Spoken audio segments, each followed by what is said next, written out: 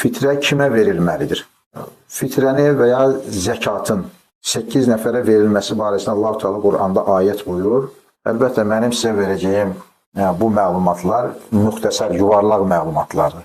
Çünki bunlar hüquqi, iqtisadi məsələlərdir, çox geniş mövzulardır. Mədrəsələrdə bunu biz dərs alanda və yaxud da ki, dərs oxuyanlar aylarla bu mövzuları oxuyurlar, müstəqil elmdir. Mən isə burada sizə bunlar barəsində qısa məlumat verəcəm. Fitrə verilməlidir fəqirə, miskinə, köləyə, əskərə, borclu adama və s.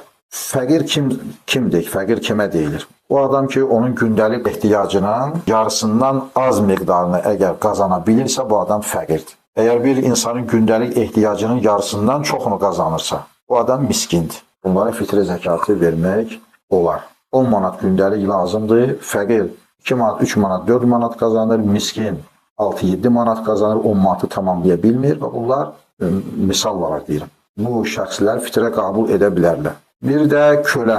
O adam ki, onun sahibi onu əsirlikdən və ya köləlikdən azad etmək üçün ondan pul tələb edib, 100 il bundan qabaqcan, yəni Azərbaycanda kölələr olub, sonradan yəni ləğv olub, azalıb olan yerlər də var Afrikada və s.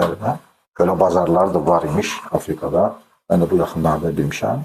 Müxtəsər, o kölənin azad olunması üçün bir qiymət deyilibsə, onu azad etmək üçün ona fitrə zəkat verə bilərik.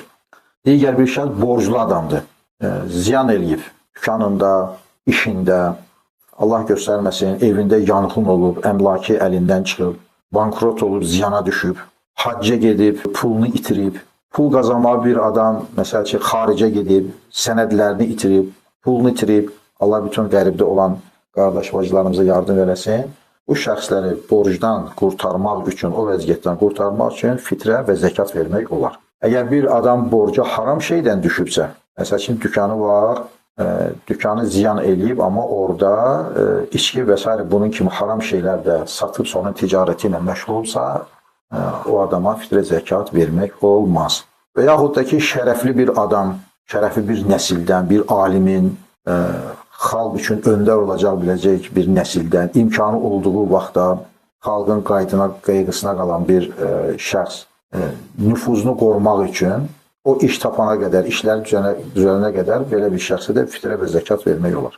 Əskərə, o əskər ki, öz malı ilə cihad edirsə, həm özünə, həm ailəsinə zəkat vermək olar, fitrə də vermək olar. Yox, əgər geyimini, yeməyini, maaşını, ailəsini dövlət təmin edirsə, ona fitrə zəkat vermək olmaz.